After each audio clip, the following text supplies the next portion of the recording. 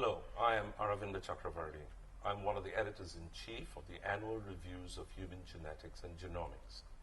Each year, our volume carries a prefatory chapter by a scientist and a clinician who's made significant contributions to our science and shaped it in a major way, from now on also available as videotaped interviews. Today, I'm at the Genelia Farm Research Campus of the Howard Hughes Medical Institute, and I have the great privilege to be speaking with one such luminary, Professor Sydney Brenner. Sydney leads a little introduction to our readers. His phenomenal contributions to deciphering the genetic code and other aspects of gene function, almost single-handedly developing the roundworm C. elegans as a model system for understanding the nervous system and more generally multicellular biology, directing the Laboratory of Molecular Biology at Cambridge, being a cheerleader and orchestrating the UK's involvement in the Human Genome Project, championing the pufferfish fugu as a model genome, and developing research and biotechnology in Singapore are all very well known. He has also been one of the most articulate spokespersons for modern biology, displaying his vast knowledge, his lucid style, and frequently his irreverent wit. He's an iconoclast, a model, and a geneticist. Francois Jacob, his friend and collaborator, called him the most successful biologist of the century. Professor Brenner, we are delighted to have you here, and I really thank you for spending this afternoon with me. Perhaps before we visit your personal history and many research accomplishments, you can tell us a bit about where you think the field of human genetics and genomics are today. What are its most significant biological questions, and how much progress are we making towards those goals? Well, I think the field of genetics for humans is just beginning. We haven't made much progress. I think the signal progress was, of course, sequencing the human genome. As you know, not much has been done on interpreting the structure, mostly because the only people who've read the genome are very few, and most of the things that have looked at the whole genome are computers, and as you know, computers are not very intelligent, although they may be obedient. So I think that there is still much to gain from this, but it's no doubt about it that the knowledge there has revolutionized our approach to medicine, and I think we are going to see much more in the future. We will return to the current and future challenges again, but first, how did your interest in science generally, and biology in particular, develop while you were growing up in South Africa? I went to a meeting in Japan where we came on a television program, a number of scientists, and the interviewer asked one of my colleagues, who was a physicist, asked him for how he got interested in science. So he said, well, when he was young, he had got a crystal set, a very ancient thing, and the important thing, he learned how to take it to pieces, but more importantly, he learned how to put it back again. So when I came to reply, I said, well, you know, I had the same experience. I was interested in plants, animals. I was particularly interested in frogs. I learned how to take them to pieces, but I haven't yet learned how to put them together again. So I think the natural world is the most amazing discovery that I think almost every child makes.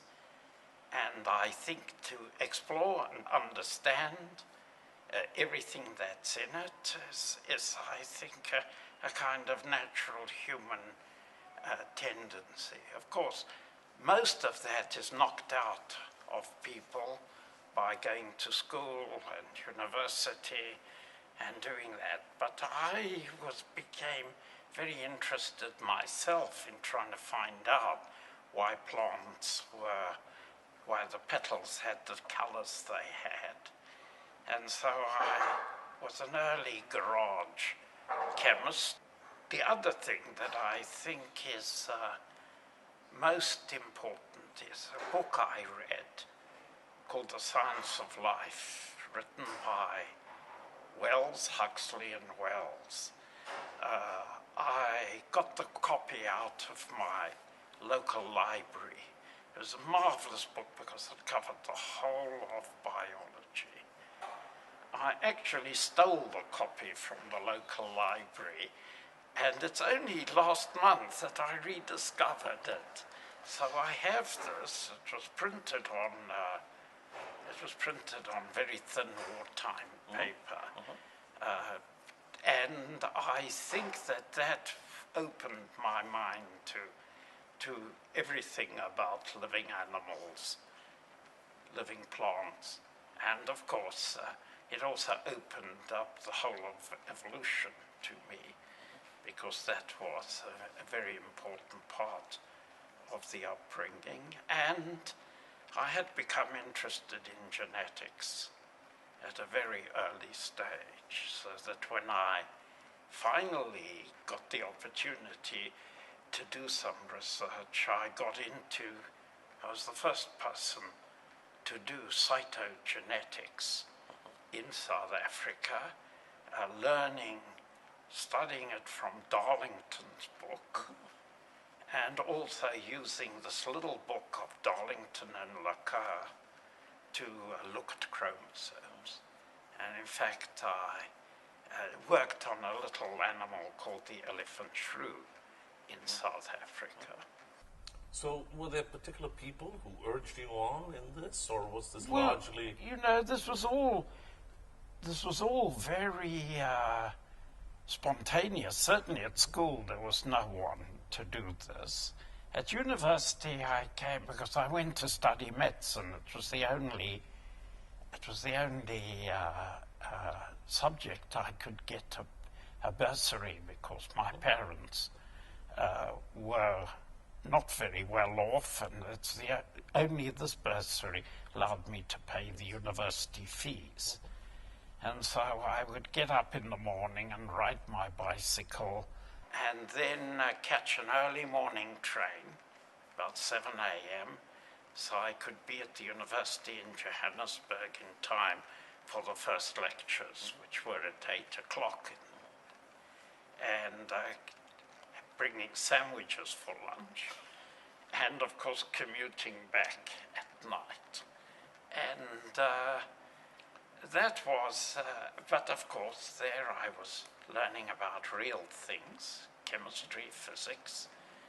But there was a very interesting lecturer there who had started to do experiments which I now realize was chromatography. And I asked whether I could come and help him in the botany department. And he allowed me to, and so I learned a lot how to fractionate plant pigments. It was very early days. And later, when I started to do my own research, because I had to deviate from medicine because I was too young to qualify, as I started university when I was 15. And I learned how I built my own ultracentrifuge. And I had a real great pleasure in doing science for myself, learning what had been known by reading books. It's a habit I've never given up. And I think that this is one of the most big differences from today. Today, you have to go to a course or you have to do this. But the idea that anybody can be self-taught, it's all available, that's what libraries are for, that is now gone. Everything has been formalized completely. And we did a lot of interesting things there. And of course, I wasn't a very good medical student because I spent too much time in the lab doing experiments. So it came to my final years of examinations. I failed medicine. I had to go back for 6 months to do it. And I did complete it in 1950, and then really felt I must go abroad. So sometime during this same time period, you came across some remarkable intellects in paleontology and anthropology as well. Sure. The person who taught us paleontology in the science here, the head of the Department of Anatomy was, of course, Raymond Dart, and we were amongst his students, got him interested again in this field, because he had discovered the first Australopithecine. That was 1929. And we organized expeditions to Makapansgat and also to Stukfontein. And we got interested in this, and in fact, it's a very fascinating subject. Robert Broom himself was a paleontologist, and he taught us the paleontology, but he had amassed huge collections of dinosaurs, mainly by getting in with the construction people who were building roads. And he was an expert on this, and of course had discovered early hominids in the Stukfontein region.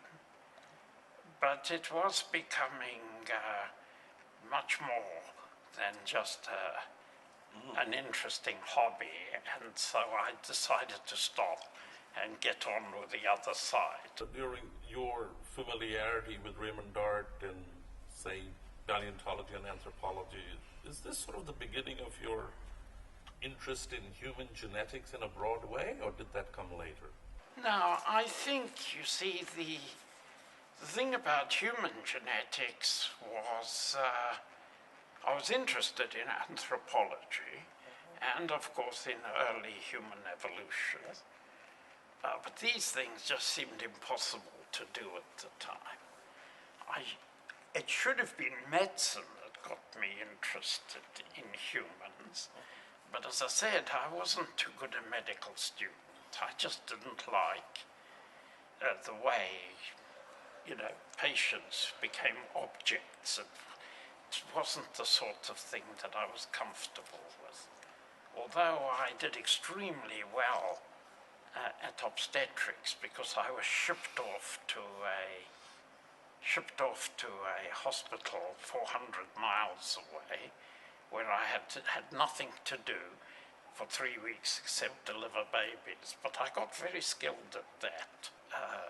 It's when I think much later, when it now seemed possible that all the things we were trying to do later with classical organisms, but it took, as I said, it took another half century to arrive at the point where you could contemplate now finding out something about humans. While you were in medical school and this exposure to medicine, did you ever consider becoming a physician? Well, my mother would have liked me to be a physician, but as I said, I didn't have much talent for it, because I was much more interested in things, I think, than people, if you can put it that way, in a crude way.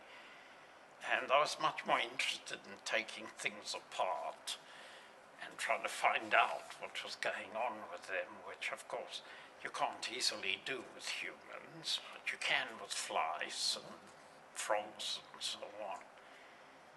But I think that it was only when, we had turned the entire last part of the last century that one came to realize what amazing opportunities that there were now for the most important organism in the world, which is ourselves, and with our unique biological properties, that here, for the first time, we could actually probe these mysteries. One of the things you were taking apart and doing research on at the same time period was what you yourself have described as cell physiology. Yeah. And so how far did these studies go? And where did you feel that progress was halting? And well, I thought that we had to explain living things in terms of physics and chemistry. I got to that point quite quickly. So in fact, that there would be, as many people thought, there would be vitalistic questions. I just put that on one side. But a lot came from reading the books, the book that Joseph Needham wrote called Biochemistry and Morphogenesis, and all the writings of Waddington. And we tried to understand development, and we began to grapple with the words like induction. Yes. You know, what was embryonic induction? In fact, many of these questions came through all the way, and none of them were ever answered. By the way, they just disappeared because we began to think about them and talk about them in different ways. And that one learned is amusingly the fate of many of the controversies in science, that effectively what is people fought bitterly over and discussed within 50 years, nobody knew what they were talking about. They were worried about, because everything has been set in a different way. So I personally don't think consciousness is a problem that'll ever be solved, but it's a problem that will disappear.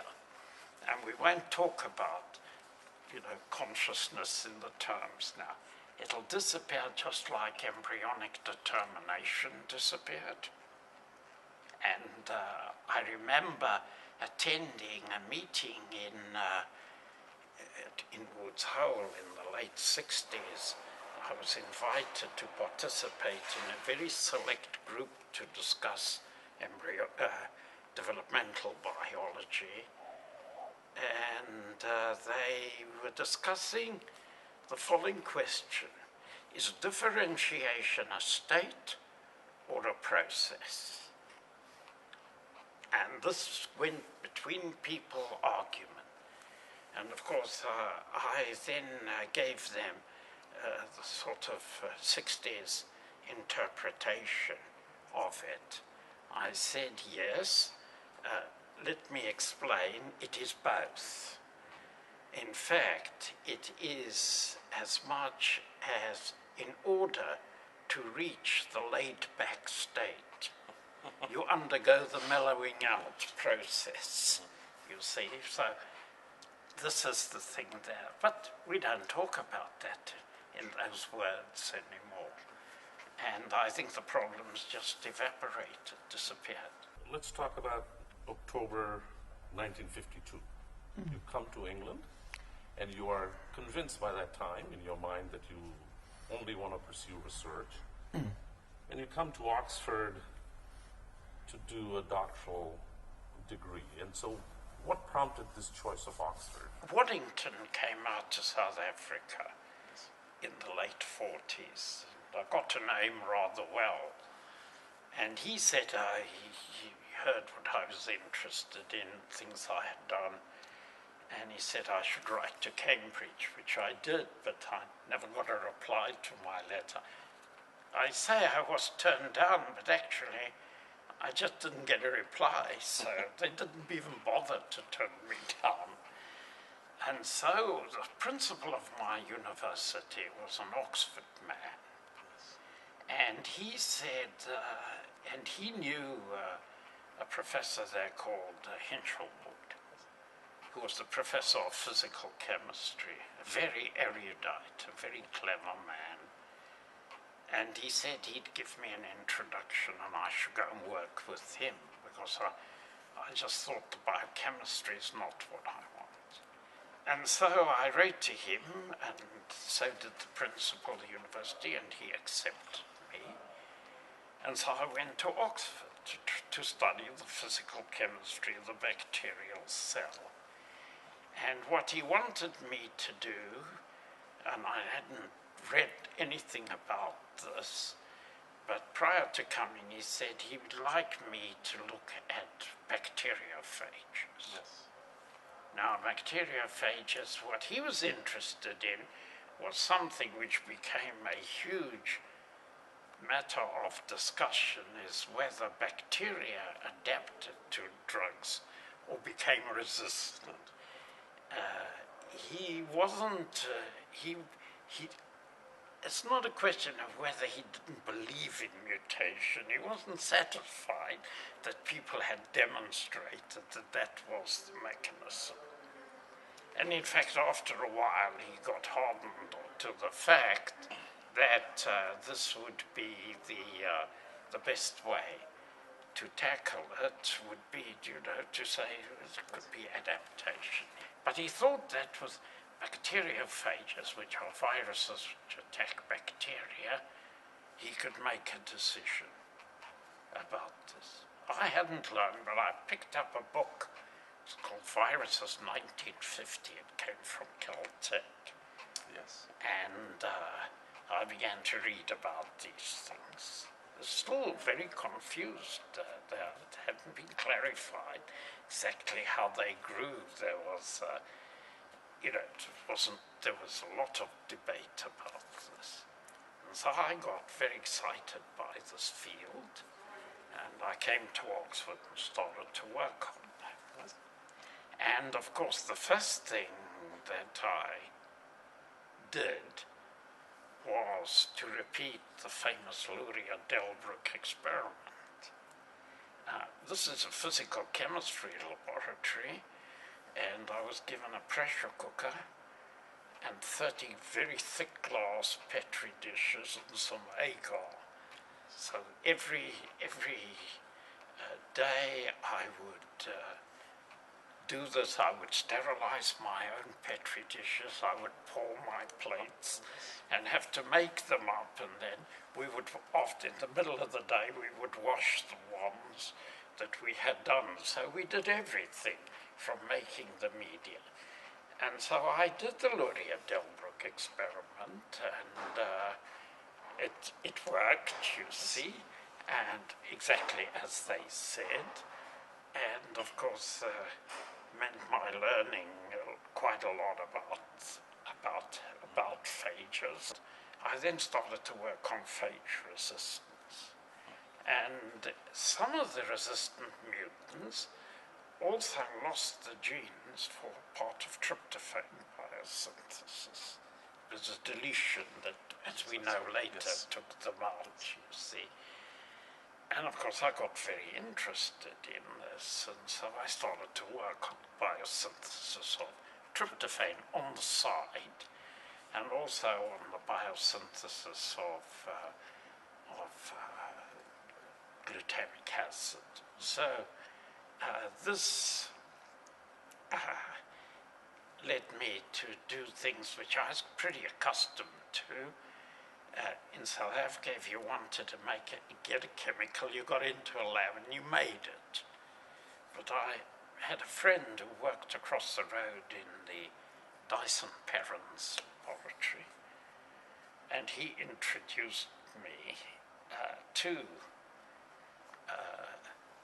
let me use a corner of his thing to make this intermediate in tryptophan biosynthesis.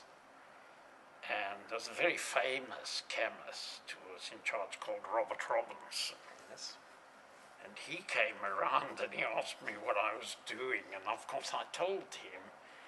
And he didn't ask why you here. He just thought I was. And so I quickly, finished my synthesis and cleared out across the road. but I'm told that he kept on asking, you know, where's that young guy? He was very interesting. You see, he was interested in biosynthesis.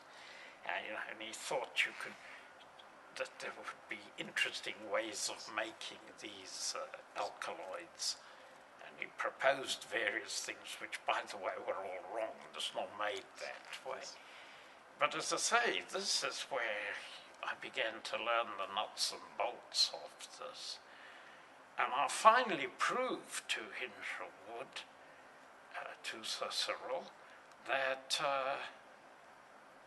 there was a difference between resistance and tolerance. And I put it to him in the following way. I said it's the same as the difference between chastity and impotence. Okay? The end result is the same, but it's the difference between can't and won't, you see. And adaptation is willing, yes. You do this. But of course, if you just cut it out, you can do it. So I learned that, and of course it wasn't the thing you'd likely say to a very distinguished professor in Oxford of those days, but he was, I think, slightly amused. And I've used that often to distinguish, in many debates, when people say, we will never change the germline of man. Is it chastity or is it impotence? Because if they could, would they? Of course, if you're impotent, you can be chaste. You have written that Oxford wasn't especially interested in scientists in those days. Graduate students in the life sciences in particular were considered second class. And being South African, I gravitated a lot to the colonials, and of course, we were in the second division of the second class. Now, this is shortly after World War II, but I'm wondering whether you could reflect on why biologists were considered in this way. Well, it was all scientists in Oxford. See, Oxford's a very different place from Cambridge. Oxford, you had to be an arts man and study, the art subjects. The undergraduates were, the idea of being a graduate student, this was very, very often. I think what I've said is that we were 3 times over outsiders. 1, we were graduate students. 2, we were doing the sciences. And 3, we all came. We were colonials, you see. So, fortunately, there was a place called Halifax House, which had been set up, yes. and in which people could go and take lunch. And that's where I met most of the interesting people in Oxford, in the sciences. So this is where you met and came across Jack Dunitz and Leslie Orgel. And yeah. So how did that change your view and your Well, no, research? Jack was a postdoc, which was even worse. That he was neither a teacher nor a scientist. Jack had known, Leslie was an Oxford man. He was a theoretical chemist. Yes. And Jack had the connection. Jack, as I said, I came to Oxford having 2 theories about DNA, both of which were wrong. But at least I had some theories. So Pauli, who made the joke that when he criticized someone, he says, your theory's not even wrong. But I at least had 2 wrong theories, so I still stand hard. And what I think is what's interesting about that place was that Jack had been at Caltech. And so he knew Jerry Donahue, and he knew all about Pauling and so on. And he knew Leslie. In fact, they were collaborators in certain things. And so we formed a little clique that talked about Yes. DNA and discussed, various things. And then Jax came and he said, he told me, I can remember it was in my digs, it was a very cold night with a one gas fire. Yes. And he said, there's this fellow, Jim, Crick and Watson, and they've solved the DNA structure. So we all got into a car and we went to Oxford to see it. That's where I first met Jim. It was about April 16th. It was just before the paper was published in 1953. So I want to come to that, but I wanted to just get our listeners to understand. I presume by this time you were absolutely convinced that getting to the physical structure of the gene was the central problem. Well, the problem was that here one had this polymer, DNA. It's a polymer of 4 different components. And how did that work to make all the things? There was a huge gap there. The idea of a code, had occurred to one. In fact, Hinshelwood wrote a paper, 1952, on how nucleic acids can code. But he actually said the sugars could stand for things, and so on. But the idea that it was a code of some sort, but of course we didn't know except its repetitive structure and the 4 different bases, that was quite interesting. In fact, I had a collection of very early papers where people had tried to see, there was a great theory that there was Fourier analysis of the DNA and that it carried the information this way.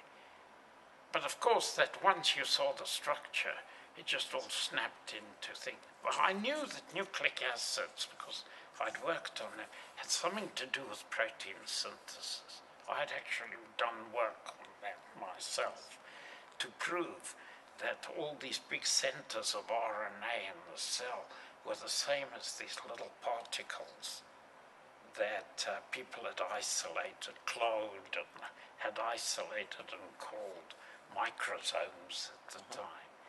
And there was all this writing that tissues that made a lot of proteins, like the pancreas, were loaded with RNA as neurons. So we knew there was this rough relationship. And in fact, I thought there was a code. And in fact, I tried to write one for this because I thought I got fascinated by the same as the repeat distance, the chemical repeat distance. And so I actually tried to that's one of my wrong theories, that the DNA was, or nucleic acid, was synthesized in parallel with the protein by using a combined amino acid nucleotide high energy phosphate, you see. But I mean, that's totally wrong. And of course, Downs had written that there was this. So there were these ideas that at that level, but until you saw the structure, boom, it all became clear. This took less than 5 seconds. Immediately you could see that there was some kind of linear structure, and immediately we could ask questions like, how does this make proteins? There was a little bit of protein sequence information, but it didn't take very much longer than that to get into understanding what Francis later called the adapter hypothesis, but now we're much further along. We're about a year later. But as I said, that was an amazing structure.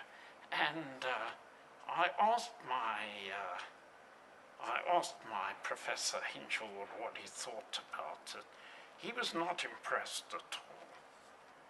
You know, he said, well, that's it.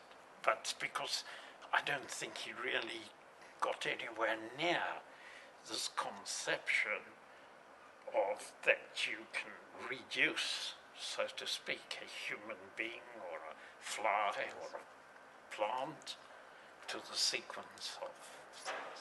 So it was an absolute revelation. So would you say that beyond what it's taught us since, that this was sort of the moment when it was quite clear as to what the importance of molecular biology was? Well, I think molecular biology was created by the DNA structure, you know, because it became central to everything. And anybody who still thought, as lots of people did, because what most people don't realize is that nobody took it seriously to begin with. It was just, you know, a passing thing. You For mean the many structure? people, everything said about DNA, you see, the structure is there. But of course, the interesting paper, The Biological Consequences, was only written a few months later, published a few months later. I'm told that they wanted to do it all together, but because of the X-ray crystallography, they decided to separate this. Because it's the second paper that contains the real guts of what it is about replication, mutation, and, of course, translation into the protein language, you see. And I think that what is interesting is that, as you know, at the time, most people imagined the gene not to be a string, but a kind of a ball. And this ball, because they were like beads on a string. Precisely. And the balls were unitary, and in which the gene was at once the unit of recombination, expression, and mutation. And when a gene got it went to a different allelic state, and people were writing about this, you know, with all these strange terms. In fact, later, in the following 54, when Seymour Benzer really just blew the whole story of the unitary nature of the gene as an entity and giving up the idea, you know, I'm just saying, well, we had exceptions. They were called pseudo-alleles because they behaved differently, they had a different function, but you could still recombine between them. And when he showed that you could go by recombination down to levels of physical distance, about the distance between adjacent base pairs, I think that was the other thing that put the nail in the coffin of everything. So those of us who were convinced from the day one.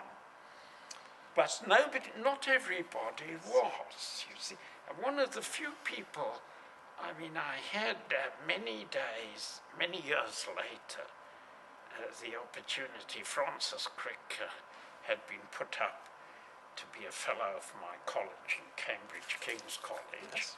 And he didn't get it. But somebody showed me the letters of reference. All those written by the Cambridge biochemists were nonsense. They didn't know what they were talking about. There were some good letters there. But, you know, one of them said, this could be a flash in the pan. You know, we don't know. It remains to be seen, all those words like that, instead of, you know, recognizing this as the light that would enter everything. So I just wanted to speak about that time just for another minute or so. There was obviously the famous Erwin Chargaff, and Chargaff had apparently said that people such as yourselves and Crick and Watson and molecular biologists were practicing biochemistry without a license. Yeah. And Well, why did this come about? well, because you see, Chargaff had got what is called Chargaff's rules. Yes. He found that the amount of A equaled T, the amount of G equaled C in DNA, even though the absolute amounts, the absolute proportions could vary in different DNAs. But you know, that's an observation. It's like saying there are a lot of stars up there, but until you know what it means. So, although he felt he'd been sort of scrubbed out of the game, and because he was a very precise biochemist, trained in Vienna, as he said, that nobody even just mentioned, you know, this follows Chargaff's rule. But until you know the meaning of it, it makes no sense. It could be a rule, could be, you know, fortuity. But it was Jim who saw that this, once he got the concept of the base pair, then that just clinched it.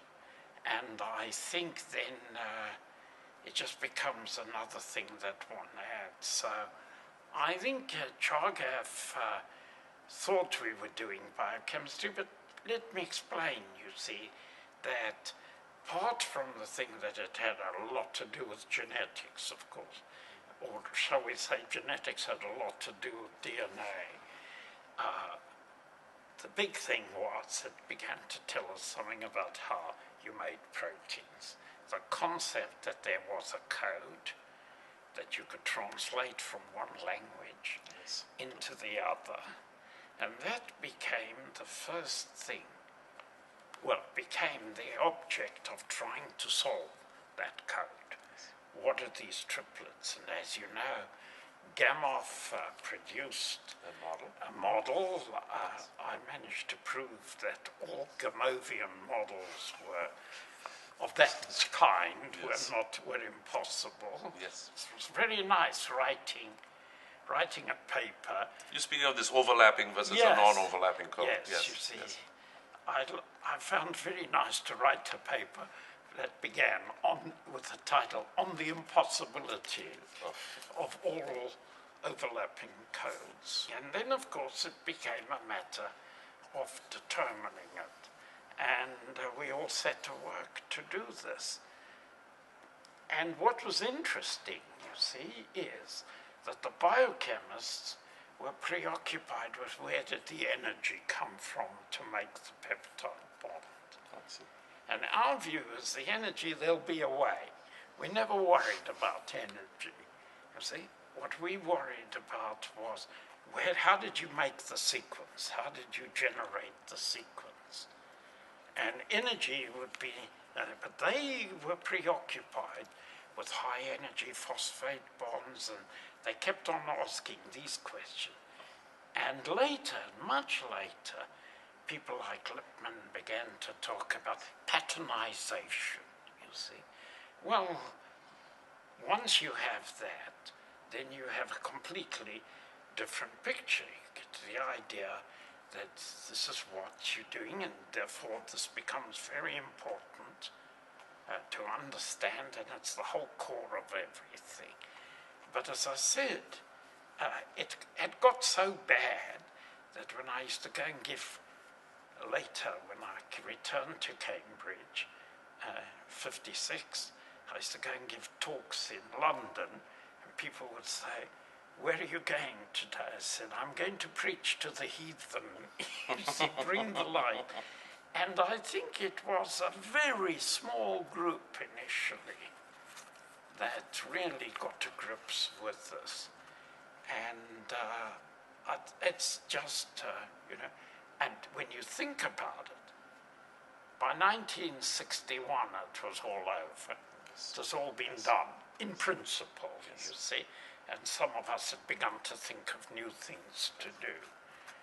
And if you think it only got going really in about 1955, 56, talking about less than a decade to just revolutionize the whole lot. And that's been the picture ever since. Ever since that, with regular things, there's new things discovered, and in the 70s there's another revolution, and in the end of the century there's another one, and there's another one baking now, which is going to change, I think, a lot of scientific research in the life sciences. So you've made this quite clear that after you saw the double helical structure, that within a few months it was quite clear that how the structure made protein, that is the genetic code, was the central problem. Yeah. But I presume you're also saying that, as others have said, that the double helix had a quiet debut and that this view was not widely shared.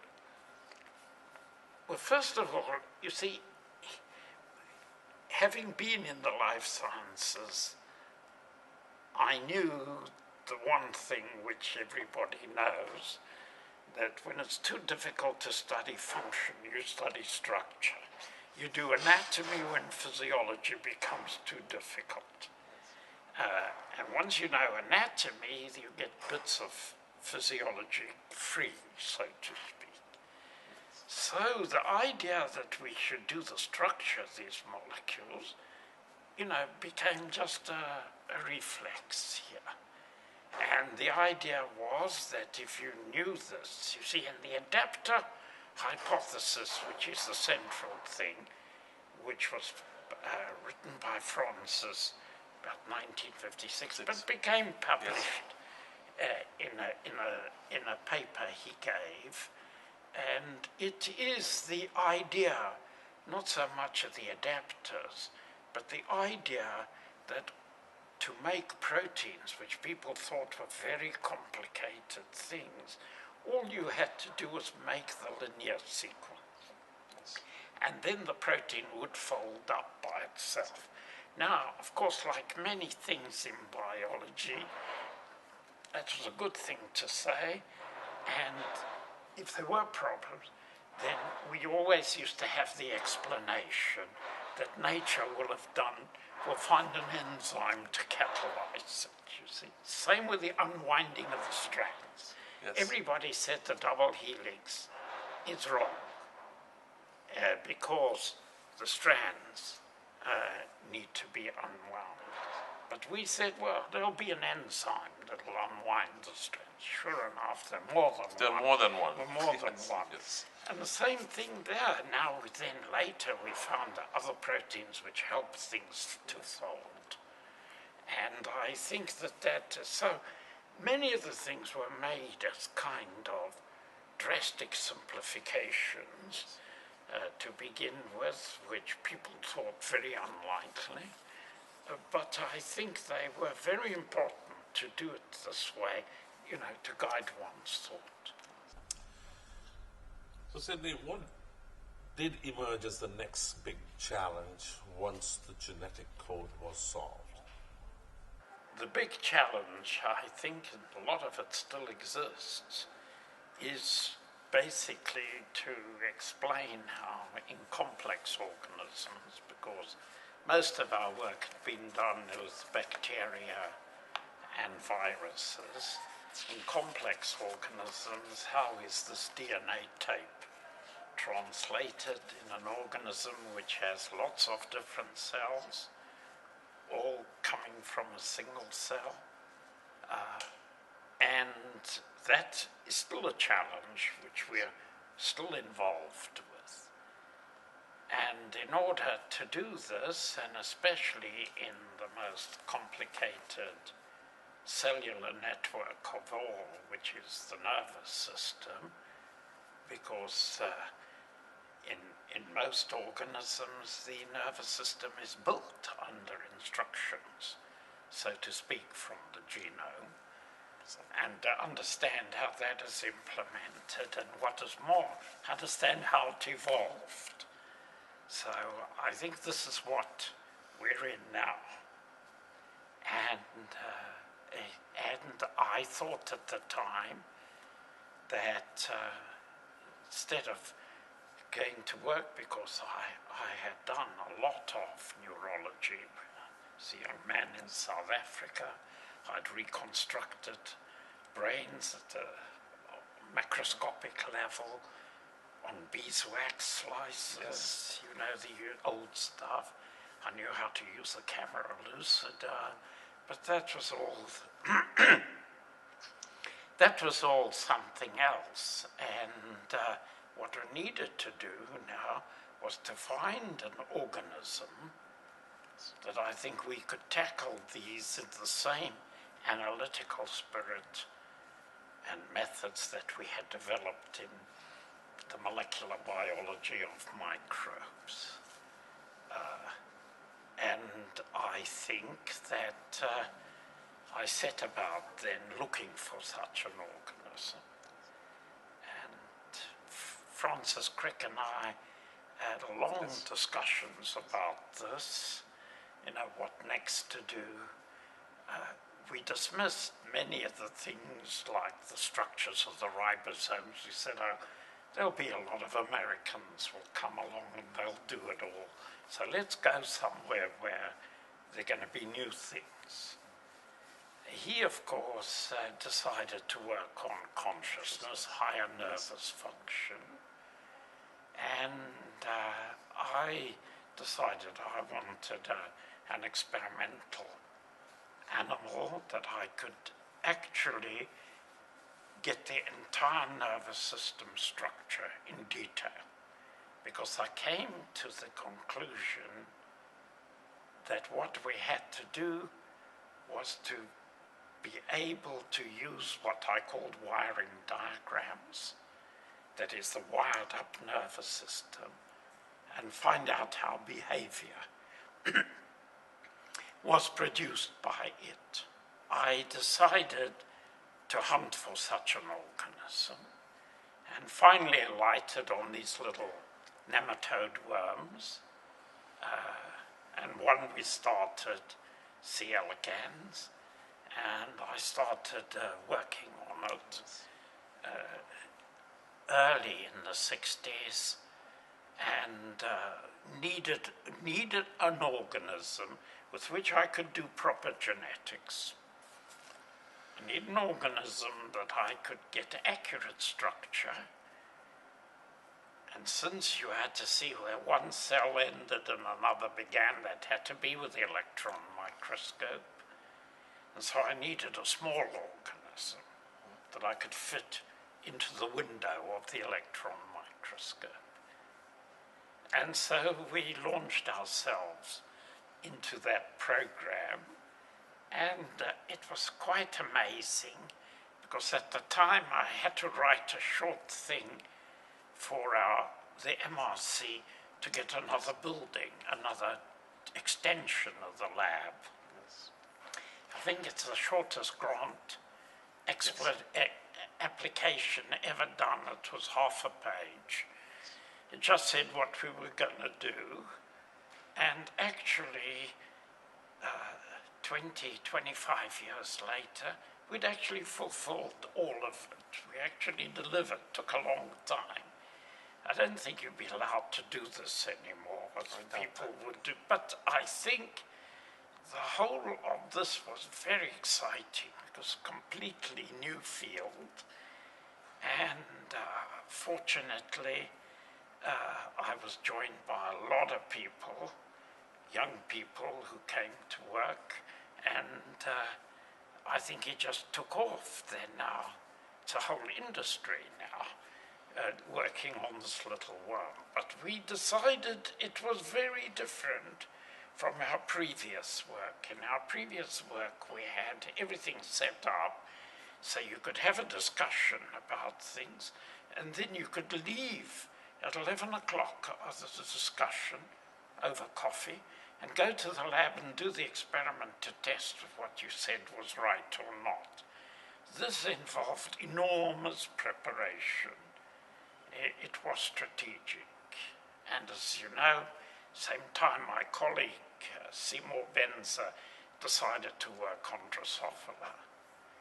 He said he chose Drosophila because it was the geometrical average between E. coli, which can't have more than one neuron, and humans, which have 10 to the 10 neurons. Drosophila has about 10 to the 5.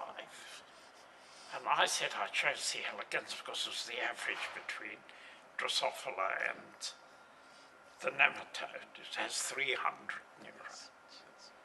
So we set about doing this, and we were able, we started on a very foolhardy venture. We thought we could automate getting these wiring diagrams, but what we had in terms of computers was laughable at the time, in the 60s. I mean, it's only in the last decade or so that you can begin to contemplate using these tools, which are now commonly used over here and in other labs, to do these reconstructions. And it's interesting to see because nobody had, I mean, all we wanted was to get talented people to join us. And so the very first people that came in, one had done synthetic organic chemistry, one was an algebraic topologist, a mathematician, and we just took anybody because nobody was qualified to work in this field. And all we wanted were talented amateurs, no professionals. They didn't exist. And I think that got that going, and it actually became self-launching after a while, and it has grown to be a very important thing now. Of course, we began to ask questions about how many genes has a nematode got. You know, we knew E. coli, we knew lambda, we could guess how much E. coli had. And then you could start to ask these questions about humans and all the people like this. And so it wasn't very long, till the early 80s, but beginning there to start to think you can do genetics by looking directly at the DNA. And that was largely due to Fred Sanger, who worked out a method of sequencing DNA. So that really took off, I think, much later than that, but already the principles were there. And so when people began to say, well, we'll do the human genome, we'll sequence it, I then said to myself, I'm sure, you know, there must be animals, and I happen to know there were animals with small genomes. Yes. But they couldn't be, you see, the argument is, and that was this pufferfish. Yes. And the argument is the pufferfish is about as complicated as you are. It certainly shares a lot. But of course the argument was that it's got 8 times less DNA, and of course people would say, well, that figures, because it's 8 times less attractive, it's 8 times more stupid than a human being, so it'll have 8 times less genes. But I mean, it is just a joke, because complexity depends on the way complexity is encoded. However, once the motion got going on sequencing the human genome, and the growth of all the sequencing over the late 80s and 90s, then I think that this became very useful, because at one stage it was the only privately owned genome project in the world because most of the other projects were real government funded and people were talking in terms of billions of dollars. But we learnt a lot, and in fact, we then started to ask the following question, which you could now, because we could ask this. If I take myself and I take out an enzyme, just imagine this is a Gedanken question, and I take out a fundamental enzyme like glyceraldehyde phosphate dehydrogenase, I take it out of my DNA and I put in the same sequence for E. coli, but I can see it's very, very similar. Would I still look the same? In other words, it's a funny kind of way of crossing yourself with E. coli. It is genetics, as I point out to people. So the question arises, can I do the same? Can I cross myself with a fish and see what's common to us? Because then I'll know.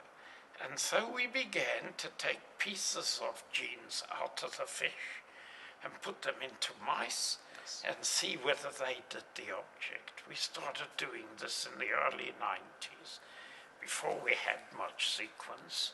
We struggled to get some early sequences. But I think the concept of doing evolutionary genetics this way is absolutely marvelous, because in principle I could cross myself with a chimpanzee and see the difference. Of course, I can't put the chimpanzee into me. I would have to put both the genes into a mouse or something and see whether they performed in the same way under that regime. So I think this kind of partial genetics, which I think is going to be very important, and I think there are going to be ways of doing it for human beings as well, but we'll come to that later. So all of this led me, to the idea then. I had become director of the Laboratory of Molecular Biology in about 1975. I was made the proleptic director. I often called myself the epileptic director. That is, I took over the finances and we were in a terrible mess.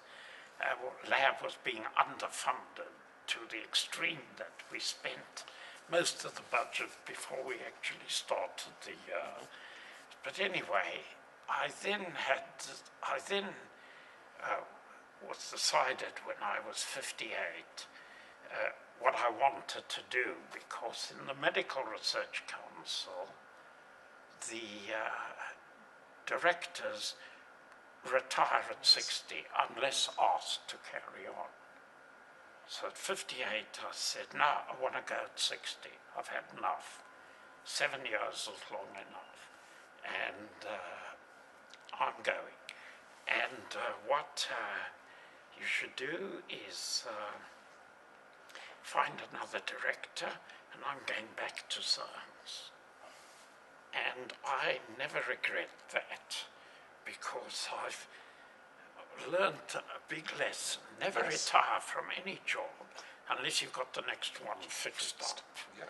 And then I think, and so I've been doing continuous science since the day of my official retirement from the MRC, which was in 1992. So I've been retired officially for 20 years. And as I say, often I regret that I have not just reached the age of retirement now, because I'd have still 20 more years of good research. So I think that that is the important thing. Now, what I think is, and just will say, if a few words on the human thing. Right. So, once I think we had the sequence, and once, because you have to remember, people said when we get the sequence, of course it became obvious we would get all the proteins. That had become obvious right from the early days, that you won't have to you won't have to extract a protein anymore, you'll just make it. You'll make lots of it. So it opened up the whole of structural studies. And I think that once we had the sequence, people then said, well, we've got to find out about disease. And of course, there are two kinds of diseases. Diseases we know quite a bit about, called Mendelian diseases, single monogenic diseases. We've learned a lot about the functions from those, but there is this whole area of complex human disease. And there's been a lot of discussions of how to track down the genetic factors in this. And this has given rise to a lot of controversy of, who should know your genome. And I've been involved in some of these discussions. Many things are obvious, you see, but in fact, we can talk. They don't bear any talking about now. But I think the most important thing is how we're going to understand human physiology from this. And the first thing you have to do in terms of human disease is we are the first organism who has escaped the bonds of Darwinian evolution. Right?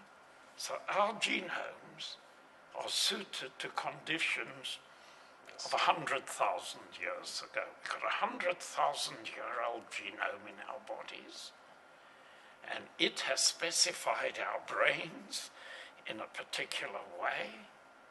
It has just said, told you, eat as much as you can when you get it, convert it into fat, because that's the most efficient way of storing energy, and you'll be a survivor. Yes. Now, of course, because the famine would always come. Yes. Now, of course, the brain is still dictating this to ourselves from this message coming down from long ago. Yes. And, of course, the famine never comes. And so we go eating. In fact, as I've often said, we have moved from the survival of the fittest to the survival of the fattest in this whole game. But it is to understand that once Darwinian evolution stops, once natural selection stops, then you're in difficulty. And we, of course, as organisms, didn't have to wait like many other animals might have had to wait, that when it got cold, we would grow hair. What we did was we simply went out, we killed another animal, we put on its skin. Right? That is all accomplished in a very short time. Didn't take a few million years of evolution to do. So having escaped from that, and as we've progressively moved, we have come to a situation, I believe, where our genomes are not matched to our environment. And that's the core thing to try to understand. Why that is, how that has come about, why that is so, and the consequences of it. And of course, the whole thing, as you know, there are three ways of doing this. One is the way we adopt, which is, we'll just patch up the organism. That's pharmacology. We'll do a drug, we'll try and suppress your appetite, or we'll cut out this fat, or whatever it is. They'll do a patching job.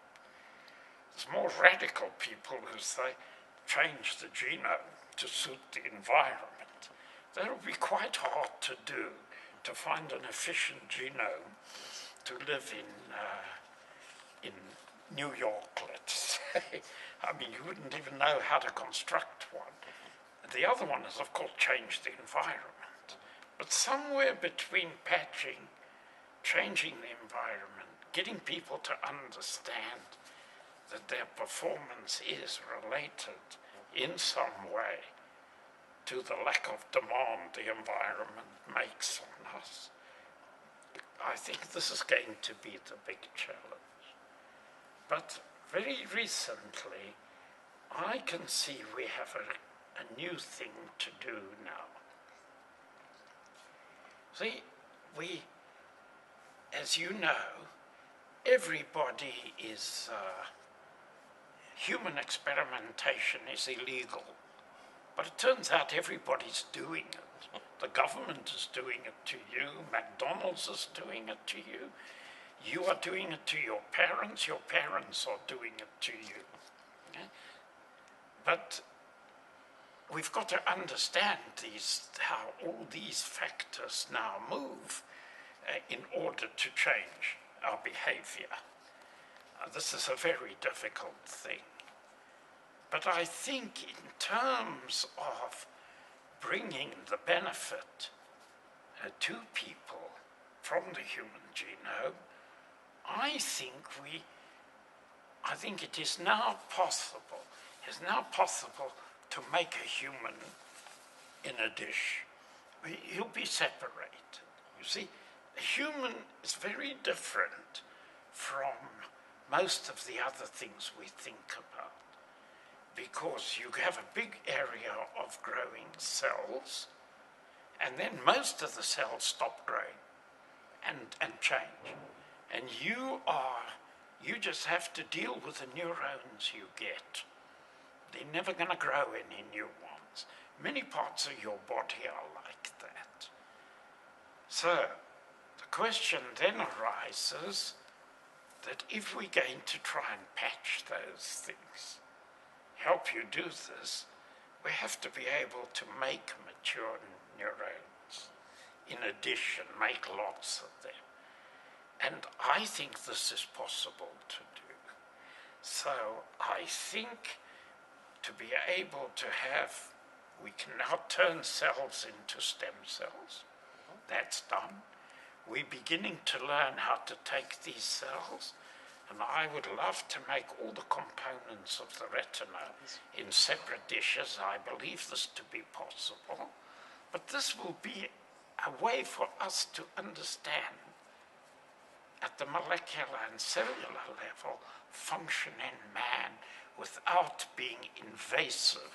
I mean, perhaps terminally invasive in some cases. And I think this is a marvelous thing because, you know, so somebody finds there is a mutation and they say, oh, genetic background affects this. Some people have very bad, some people don't have bad. So what we should do is take our cells, make the mutation in it. We don't have, make it in different backgrounds. Yes. And see if we can study the effects of the interaction, but we have to make it so it works in the target cell, not just in any old cell. But I think that this will be the thing to do. And I think the drug companies would actually love to test things in this way, because they test things on mice, but as you know, many of the things are irrelevant in terms of man. So we're at a kind of interesting stage where we can get hold of the genomes of humans, we can get hold of their final physiology and study them in the clinic or in groups, but the missing mechanisms in between are hard to get at. So if we can fill that gap, we'll come to understand. And I think the most important discoveries will be made in this area, fundamental discoveries. This is not applied or translational science in anything. This is doing basic research on the human species. So is this a new incarnation of, you've often spoken about 2 signature projects of yours. Yes, Okay, this is Duncan it. projects, the Cell Map and Humanity's Genes. This is it? Yes. I mean, you can conceive, this is the way to do it, because we can find out, I think, about mechanism. Now, of course, today people preach all kinds of new things like systems biology. Yes. But you see, systems biology tries to solve an inverse problem. All right, so let me give you an example. You have a man in a room playing a drum. And what you are doing, you're sitting outside the room and you have microphones there and you are recording all these sounds. And you're asked to say from the sounds, what are the physical properties of the drum? That is the inverse problem. Because given the physical properties of the drum, I can do the forward problem. I can generate these by the application. Now, I can't get the other way because, first of all, there are cancellations, there's interference, I lose information on the way, and I can't devolve it, I can't deconvolute it. So, I think that this is exactly the same. It is very hard to find the internals workings of a system without you having a good model for how to interpret this. And I think we are very good at the forward questions. We've had year upon year, decade of success in answering forward questions. And I think that is still the route to go. Yes. So I think if this can be done, then I think we will just open up a whole new era in the whole of human biology. And anyway, as I point out to people, mice have got no money, so they can't buy drugs. So we don't want to solve mouse disease. We can leave that when we've done all the human stuff. We'll still need to amuse ourselves with science. So if we are going to go forward and do this kind of human biology and disease biology and mechanism, let me ask you a couple of questions about how to go about doing it, how to go about in the following sense. You've spoken about and written about this aspect, and you've often given advice to geneticists and others that your preference has always been to do a single good experiment that gives a precise answer to a well-formulated question, as opposed to a mass attack on parallel fronts to provide a database of all information. So much of genomics at this stage, at this still very early stage, is collection of information. So do you have any advice as to the way we should attack these future problems you outlined? I think there are two. Yes, I can tell you what I'm doing, Yes. actually. Yes. So I've taken a very interesting disease called Down's disease. Right? Now, people with this extra chromosome, it's about 1 in 800. Fortunately, a lot of them are diagnosed. Yes. I can take the diagnostic amnion and I can actually turn them and take those, if I could call them, those events, because there now are no people with that Yes. structure anymore. I mean, they never were born. Yes. And I can take those events, and if I could create the terminal cells and make an assay of them. All right, so one of the interesting, I just give you an example, one of the interesting features of the Downs case is that they seem to age prematurely. They most get Alzheimer's, and it's typical Alzheimer's in their 40s. Yes. Okay. Now, in Cambridge, there's a group who've taken Down's stem cells made from Down's patients. They've then turned them into neurons, and they claim in a paper published a few weeks ago to see typical Alzheimer things after a few months. Now that means you've got an assay at the cellular level. There may be better assays. Now what we can do is we can now take that thing and we can take every single gene, the technology exists, on that chromosome, the extra chromosomes, and knock it out. People make knockouts in mice. Yes. This is Cellular this little, Yes. I make a cellular knockout, Yes. but I'm going to just look at the branch of this that goes through neurons. Yes. And I can do the same with Huntington's Yes. disease, and I can do the same with any of these. So I think that is the paradigm. The technical problem is how easy is it to make eyes or bits Yes. of eyes in here. That's what's going to be, needs to be developed. But I can see that, that I think is just technology. People, we've got a way, I think, of doing this. But then we can answer this question. We can answer it very, very clearly in this case. We can also, this is already can be done. We can take any person and turn and make liver cells from him. Yes. Okay, and then we can ask, how does this liver cell handle exotic chemicals? So that I think we can actually investigate all of this. Now, of course, there are whole body systems problems. We can't reconstruct his blood pressure, but we may be able to reconstruct pieces of arteries that show that act as signals for this. The field is wide open, and I think this is really what Yes. one needs to work on. And I think everybody should down tools and get on with it. What's preoccupying you these days and the next sort of scientific challenges you see? Is mostly,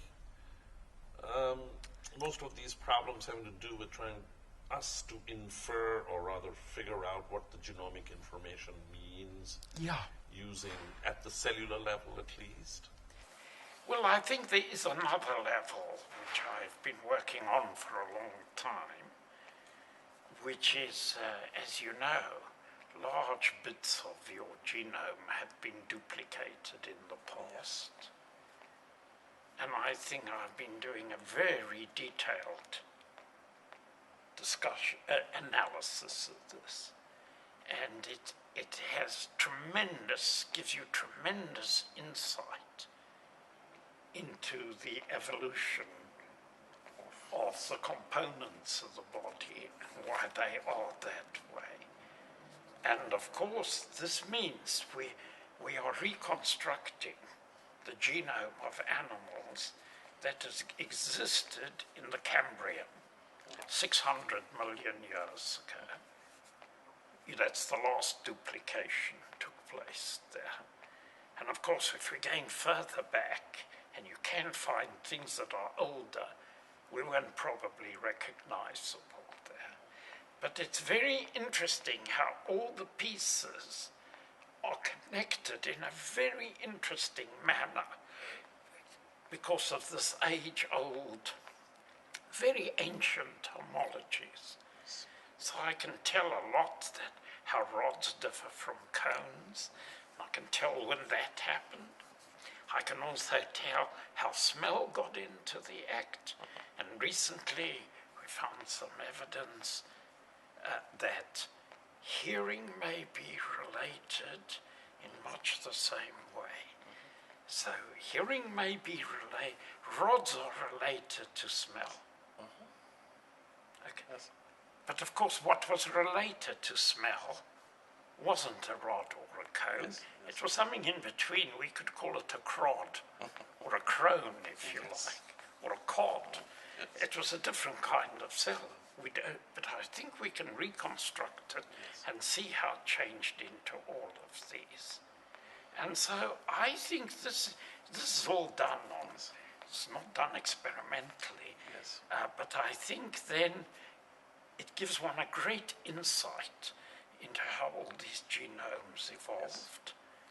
And it gives you an insight which for the first time I can understand how you can take a simple thing in a simple unicellular animal and parlay it into something like an eye or a nose.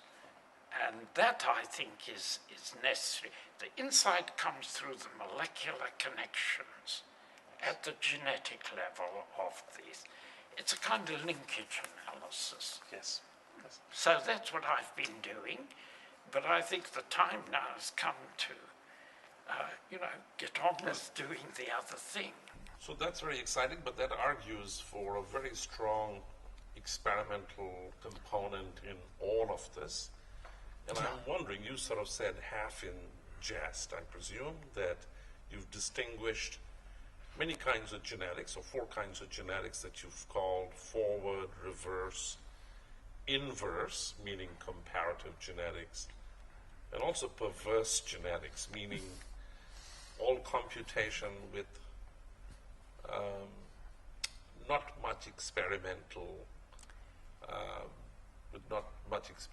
evidence. Well, there is, you see, I think the computation that people have done. Yeah, so what's the role of computation?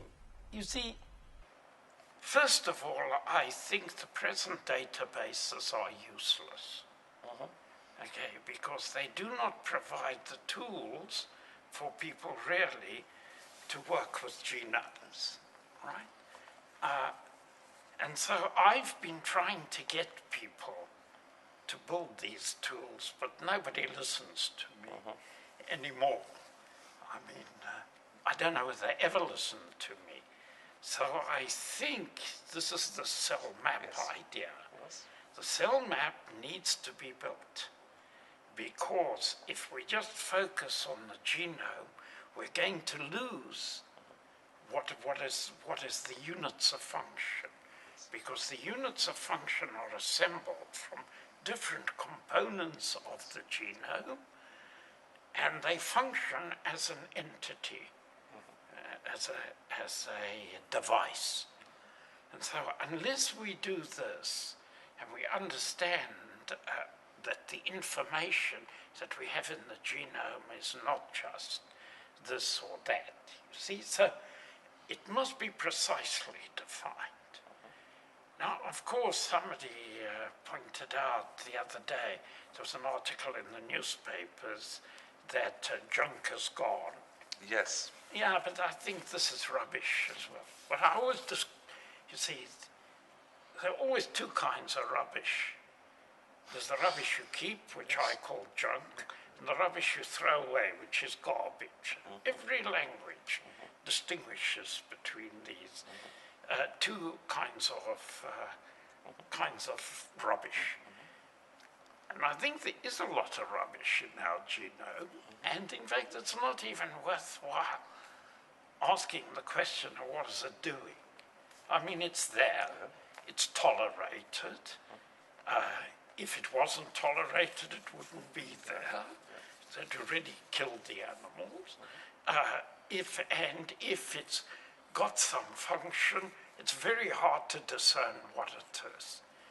And I think, so what we have to do first is to say, what are the pieces with known function, clearly delineate that, and see what else is missing.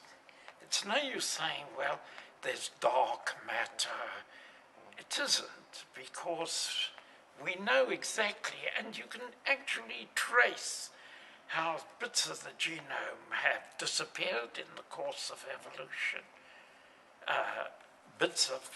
Very few extra things have happened in the course of vertebrates, except amongst teleost fish. But bits have disappeared. Chickens had more genes than us in the vision. mammals have got rid of one of these. Mice have got rid of one of the components of the retina because there's a second one. It's redundant. So it's finally disappeared. It's cleared out. You can see that many of these genes are just there because they're redundant functions. So I think and the thing is dynamic. It's not just standing still. Of course, for human genomes, it's hardly moving because we think about these things in the times of millions and tens of millions of years. So I think that the different perspective of doing this means we must have a database which of course contains all the information, but you don't have to look at it. You can have it abstracted, compiled, is what I would call it. We also need a way to manipulate this data just so we can get it into our heads at the same time. We want to be able to compare things. It's now terrible. You have to log into different internet things. It's a waste of time. And people love the internet, but I'd like to have it all in my computer. And I carry around the whole of the human genome in my laptop. And I could carry around much more with this. So I think there's a lesson. And then, of course, there is a very big challenge, which I don't know how to do, except how are we going to communicate all of this to the people who are going to use it? How are we going to teach students? Now, do we want them all to learn the hard way? Can we get a shortcut? Can we get a concept of this? And so I think there are big challenges to be met, and unfortunately, since now, it's hard to find people who will take these things up, because it's much easier just to do the same thing again, you see. And that's what I think we're going to need. I feel if we continue to import people from other fields, like engineering, who think differently about these things, into biology, it'll be of benefit to us. And that's the only hope. So that's a great place to end our conversation. I want to thank you for spending this afternoon, and I want to thank you on behalf of everyone else for all your contributions to a science. And we wish you a long and healthy life. Thank you.